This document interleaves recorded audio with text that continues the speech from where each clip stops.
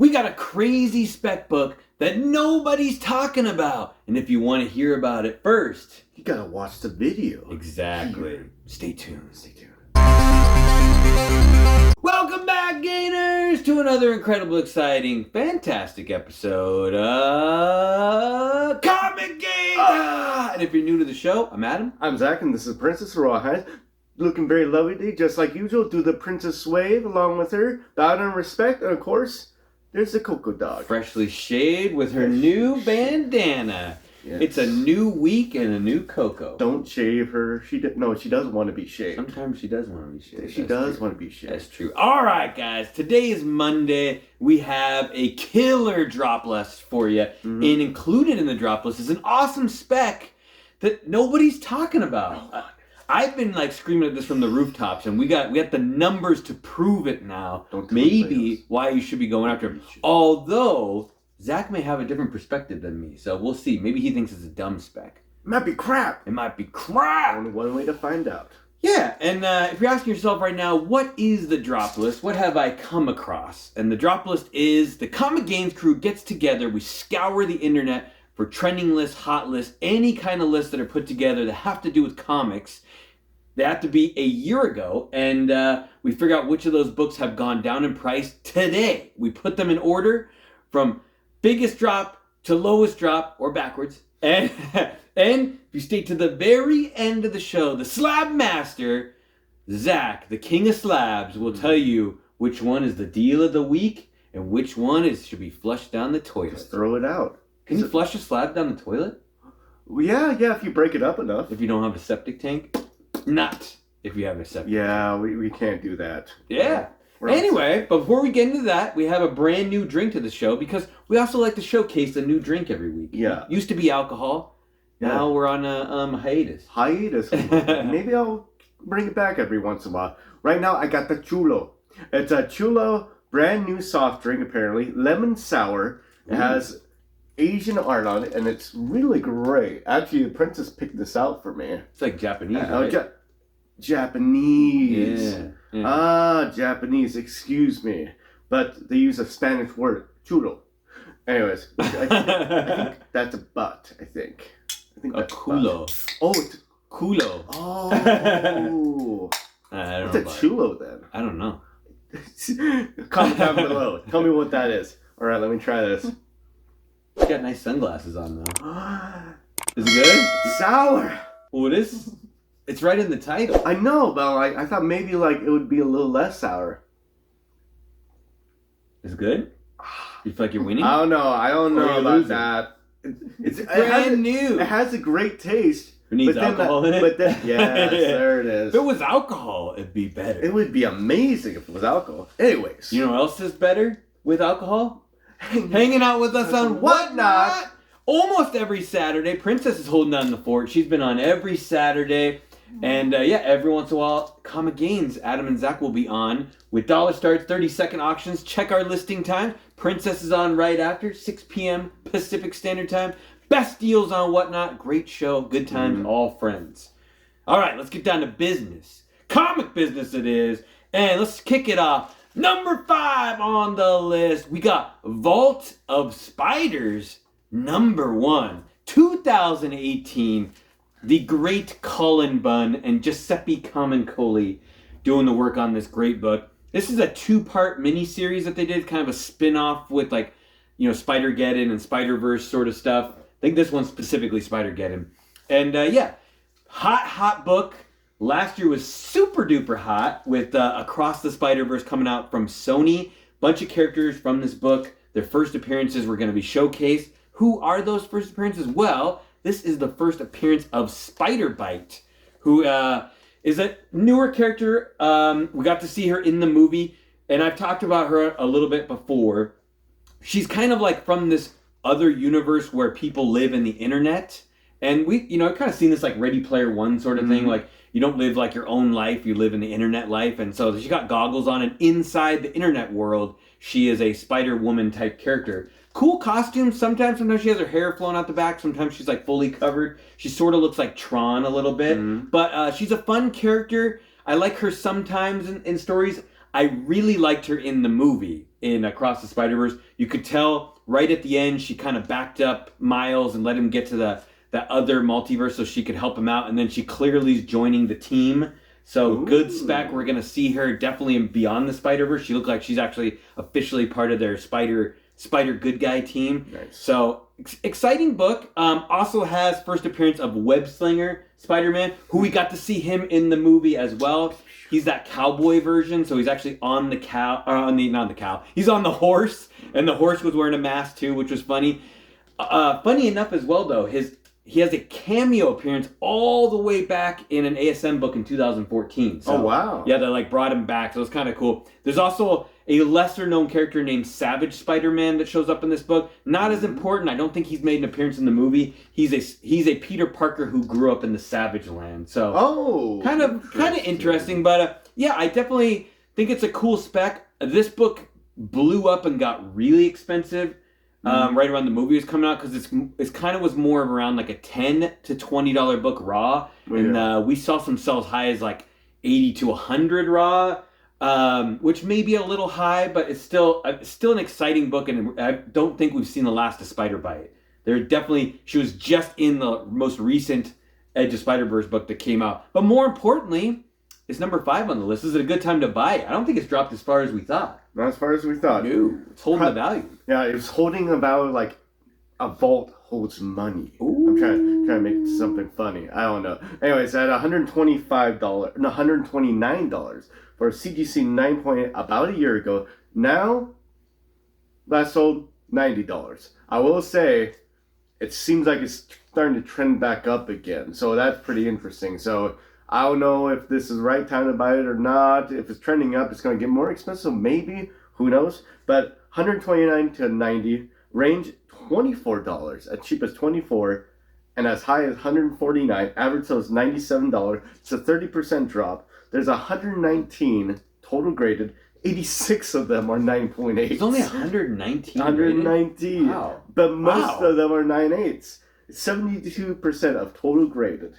So, this book, a lot of great first appearances in it, or decent, I should say. Decent, yeah. Decent. Good cover, though. Pretty good cover. Yeah. I mean, if you could get this for $60 for 9.8, I would think it'd be kind of cool to have. But higher, I don't know. Is it worth it? I mean, I think the print run's pretty high on it, but there's not a lot graded. 119 total graded. 86 of them are 9.8. So I would say $60, yes. More than that, yeah, think about it. Think about if you really want to pull the trigger on that. Yeah. She might be really relatable to the kids today, though. No, like a lot of these kids live their lives in computers, and when you see like a superhero character live her life in a computer, it's kind of relatable. That's what we're gonna be doing in the metaverse, right? In the metaverse. All right, let's get to a crazy book. We got number 4 on the list. Something's Killing the Children. Number 1, Werther Del Adera and James Tynion IV. I know for a long time people had a hard time saying that name. I feel like I'm comfortable with it now. Tynion? Yeah, right? Yeah. Right? Yeah, Tynion. Killer book here. I mean, there's a lot going on with this book. You got first appearance of Erica Slaughter, as well as some other more minor characters. I have read this pretty deep into the story, and it's a pretty exciting book. Pretty exciting story overall. This came out really close to around COVID, where book sales are a little weird at that time. So it's actually only limited to 33,000 copies, which it still seems like a lot, but in the grand scheme of things, it's probably about half of what it should be. Probably should have been closer to 60, which adds some value to it. It's kind of that weird thing where books came out and like people weren't going to the shops and buying them when they should have. Yeah, true. But it's cool. Obviously, it's had its ups, it's had its lows. It's obviously on the drop list this week, so it's definitely a lot lower than it's been in the past. I can tell you a little backstory about it. James Tynion IV originally wrote this as only a 5-issue miniseries. So it was only supposed to be 5 issues, and it was very successful, so they asked him to continue it on. I actually like the 6, 7, 8, 9, and 10 better than and I'm probably in the minority. I actually like the further story better than the initial story, just because that opening the world to like the whole, all the like monster assassin groups and the different color bandanas and like the different hierarchies of like, if you have this color bandana, this is how you fight monsters, and then there's a bunch of interesting stuff, and depending on which country you live in or continent, there's different groups of their groups, like Slaughter is just the name given to them. There's a lot of cool stuff that goes into this. I highly recommend you guys read this. You've even had multiple spin-offs now, House of Slaughter. Although I haven't read it, it's clearly doing good because they're up to like 15, 20 issues now. So it's an exciting book. Basically last year in February, which is why it was a little bit hotter last year. That's probably been hotter previously. But Netflix announced they have a writer attached for the TV show. So they officially hired a writer to do the story for Netflix. I have faith in Netflix some of the time. Sometimes they can pop out a good show. We'll see. This could be really good. I think they have a lot to work with. You could start out with this really kind of small... I feel like it might seem a little similar to Stranger Things in the beginning, a little bit, with a lot of the kid action. There's a lot of kids in the first arc, the way it goes in the first arc. But once they get deeper, it's going to get a little crazier, I think. So, I don't know. It's definitely a cool book. This is a 1 in a million chance for like an indie book like this to blow up. It's only happened a few books in the last like 5 to 10 years. So maybe not 1 in a million, but definitely 1 in 100,000. But Zach will have to tell you more. It might be the right time to get this. It might be the right time. They were killing it. In fact, maybe even slaughtering it in some cases a year ago. For CGC 9.8 was $880. Pretty great for a modern book right there. Yeah. Now, someone's been talking about it, someone uncool, and they'd be like, I've been reading Something Being King with those dang kids, and the prices have dropped. It's like, once the uncle gets to it, then it's like, no, it's not fun anymore. It's $585 for 9.8. Oof. Range $337 to $1,075. Average sale is $676. It's a 34% drop. Funny thing, there's 3,677 total graded. So that's about 10% of the print copies. Wow. Which is, they got 10% of it graded. Wow. 2,100 are 9.8s.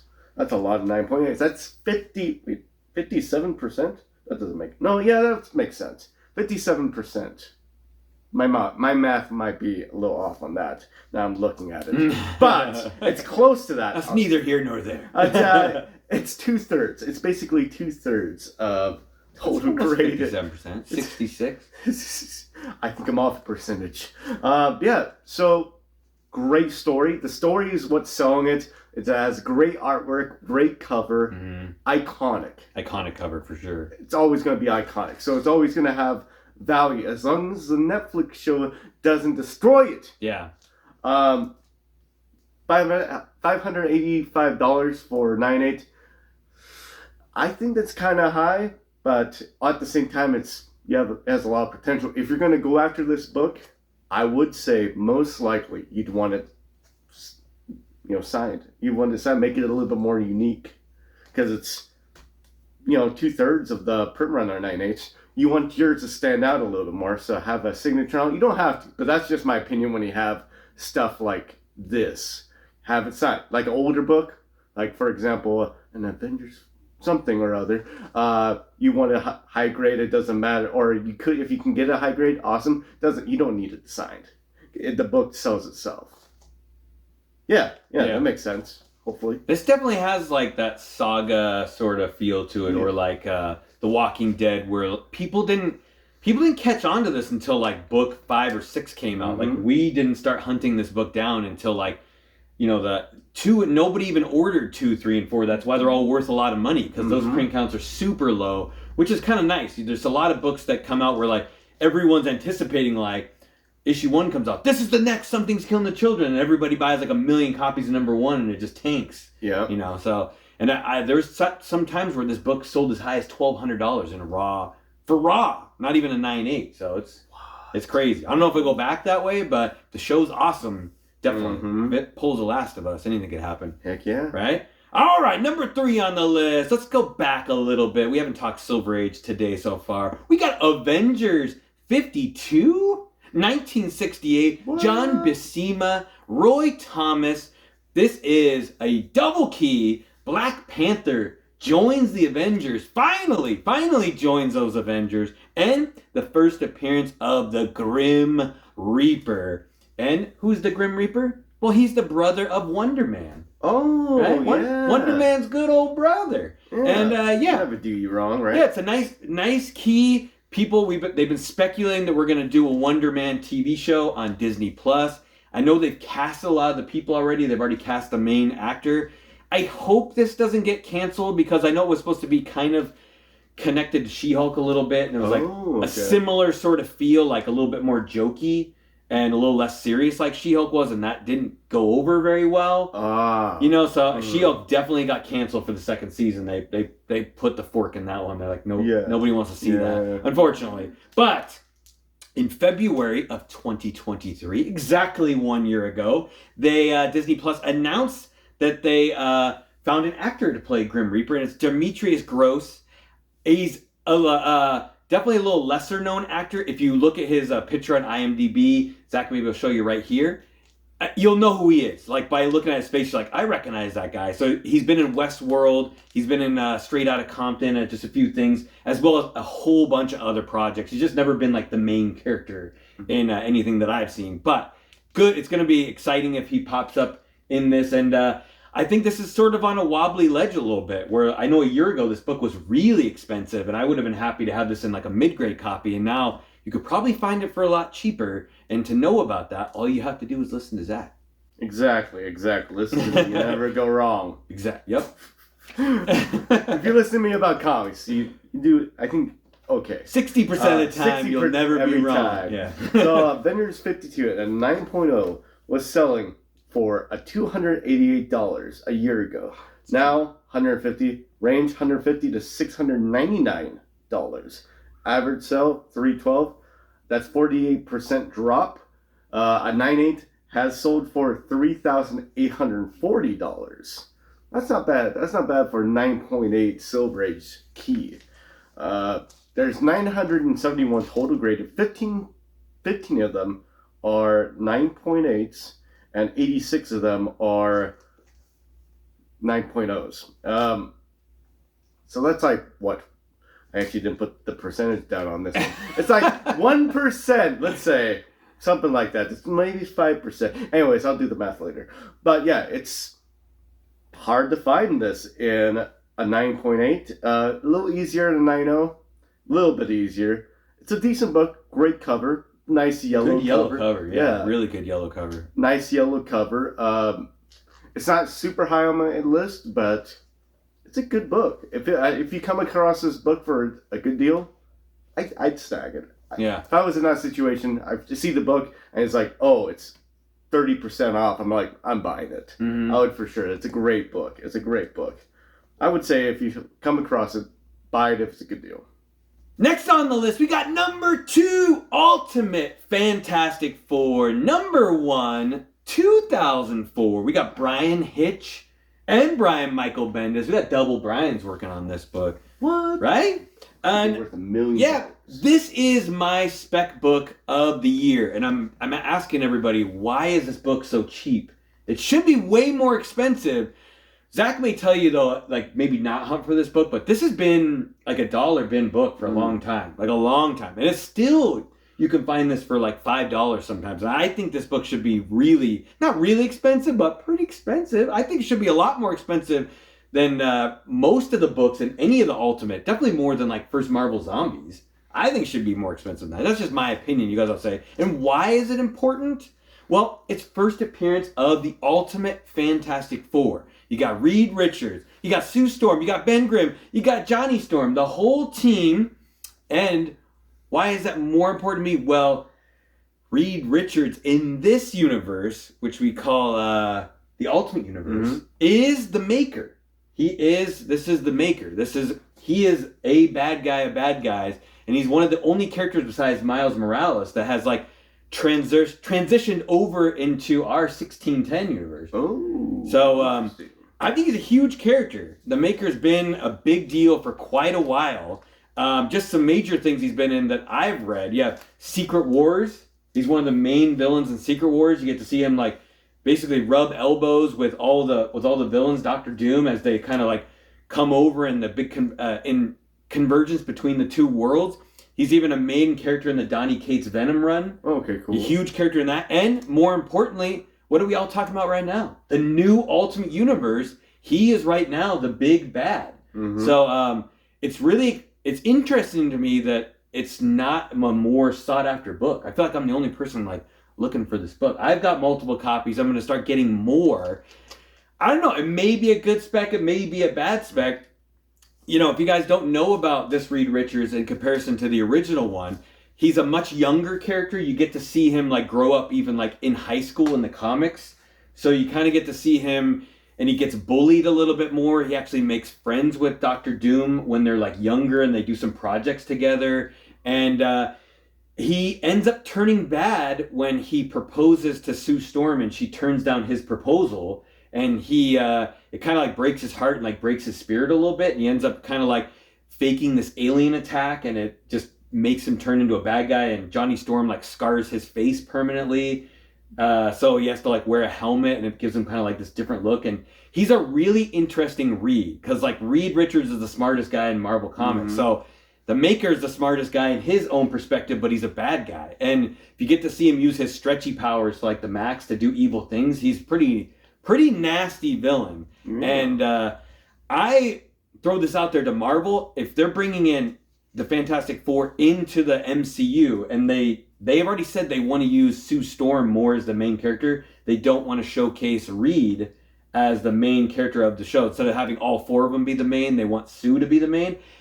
It'd be hard with Pedro Pascal, because I'd rather have this be a transition with a younger character, but it'd be a cool route to see him start out as a good guy and then turn into a bad guy, and actually have Pedro become the Maker and be a bad guy. You know what I mean? That'd be way more interesting.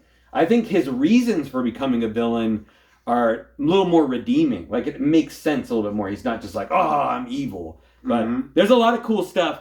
Things to look out for as well. That Ultimate Marvel Team Up issue number 4 actually has their cameo. And that book's worth like nothing. Super easy to get. Ooh. And he makes a pretty major appearance in Ultimate Fallout issue number 4 too. He kind of like comes back from oblivion in that book as well. So yeah, it's an interesting character. I don't understand why it's so cheap, considering the Maker I feel like is a big deal. I mean, this book is worth nothing compared to the new Ultimate Spider-Man that just came out. And I mean, that has reason to be expensive, but who created that world? The Maker! He created that world. Oh, he did. Yeah. Right? So, I don't know. Should you be looking for this book? I think so. Maybe Zach has a different opinion. It was Elastic a year ago at $150 for CGC 9.8.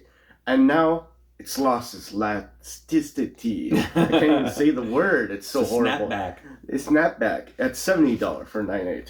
Range $36 to $150. Average sale $72. Just a 53% drop. There's 1,121 total graded. 806 of them are 9.8s. That's 72%. So getting this book in a 9.8 or finding one in a 9.8, super easy, which is the reason why it's so cheap right now. But that $70 right there could overnight go up to $200-300 for a 9.8.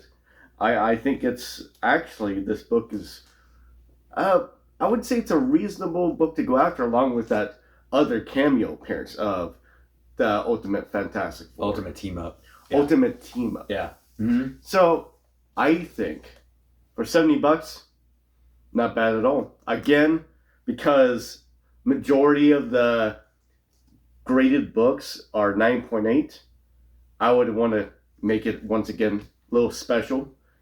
Get something on it, a remark, signature, whatever you want, and I think that would bring extra value. I think that would be making it more desirable, unless you go after 9.8 or a 10, and I think there are some on the market. A Tenjamin. Yep. I think it's a great buy. At $70, I think it has a lot of potential. Yeah, a lot of upside. I feel like if the Maker shows up, and who even knows, like, where's the Maker going to go at the end of this whole Ultimate Universe run? Like, he's the linchpin, and that if this new Ultimate Universe does really well, he could bring any of the characters we like back into our regular universe. Mm-hmm. So, I mean, the sky is the limit, and he's the only one that can do it. So we're going to see a lot of the Maker.